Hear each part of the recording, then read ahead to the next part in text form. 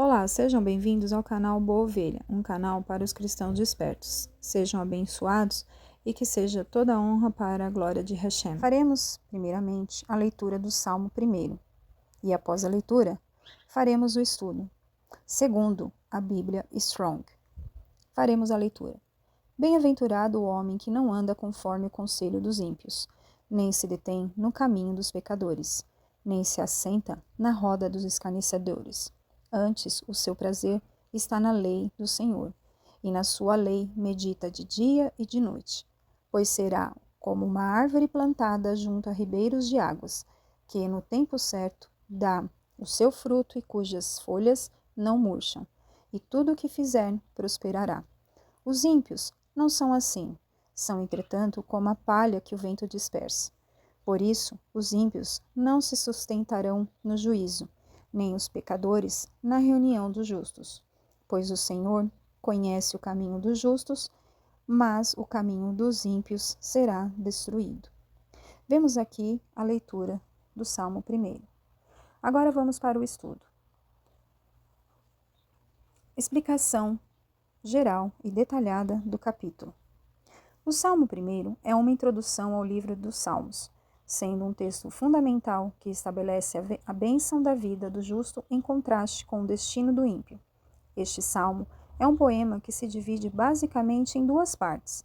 A primeira parte, versos 1 e 3, descreve a vida e as bênçãos do homem justo, enquanto a segunda parte, versos 4 e 6, fala sobre o destino do ímpio. Perícopes dos versos. Versos 1 e 3. A vida do justo. O salmista começa abordando o comportamento do homem abençoado, que não anda segundo o conselho dos ímpios, não se detém no caminho dos pecadores, e não se assenta na roda dos escarnecedores. Essa tríade de negação enfatiza o distanciamento do justo das influências malignas. Ao contrário, o justo encontra seu prazer na lei do Senhor, meditando nela dia e noite. Essa meditação resulta em uma vida frutífera, simbolizada pela comparação com uma árvore plantada junto a ribeiros de águas, que dá seu fruto no tempo certo. Os ramos e as folhas dessa árvore também são uma apresentação da prosperidade e vitalidade do justo. Versos 4 e 6, o destino do ímpio. Os ímpios, por outro lado, são comparados à palha que o vento dispersa, simbolizando instabilidade e falta de valor. Eles não permanecerão no juízo, nem entre os justos. O versículo final enfatiza que o Senhor conhece o caminho dos justos, mas o caminho dos ímpios perecerá. Essa conclusão destaca a diferença fundamental entre os dois caminhos da vida que o Salmo delineia. Contexto histórico e cultural. A datação do livro de Salmos é uma coletânea que foi organizada ao longo de muitos anos, com os estudiosos datando sua composição entre os períodos do reinado de Davi até o período do exílio babilônico. O Salmo 1, por ser uma introdução, pode ter sido escrito em um período antigo, possivelmente no tempo de Davi. O cenário cultural dos israelitas incluía a batalha constante entre a fidelidade a Deus e as influências pagãs ao redor.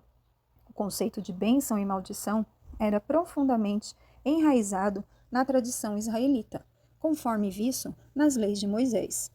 A lei Torá desempenhava um papel central na vida e na identidade do povo hebreu, o que ajuda a entender a conclusão do Salmo sobre meditar na lei do Senhor. Vemos agora as referências messiânicas e escatológicas. Embora o Salmo 1 não contenha referências messiânicas explícitas, pode-se entender a figura do justo como prefigurativa de Cristo, que é descrito em várias partes das Escrituras, como aquele que cumpre a lei perfeitamente. Escatologicamente, o contraste entre o justo e o ímpio tem implicações em termos de julgamento final, onde só os justos terão acesso à vida eterna. Interpretações na tradição cristã. Os pais da igreja, como Agostinho, viam o Salmo 1 como uma clara representação da luta entre o bem e o mal. Ele enfatizou a necessidade de se afastar das influências malignas para se aproximar de Deus. Reformadores como Martim Lutero também destacaram a importância da lei na vida do cristão e a necessidade de meditar nela, apontando que a verdadeira justiça vem da fé em Jesus Cristo, que cumpre a lei por nós. Aplicação prática.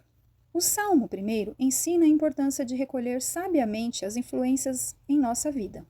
No cotidiano, isso se traduz em evitar ambientes e companhias que promovem valores contrários aos da fé cristã. A meditação na palavra de Deus é fundamental para a edificação espiritual. Dedicar tempo ao estudo das Escrituras nos fortalece e nos guia no caminho da justiça. Além disso, é um chamado à reflexão sobre a nossa identidade em Cristo e nosso propósito em ser uma fonte de bênção e fruto para os outros. Terminando, vamos para as curiosidades.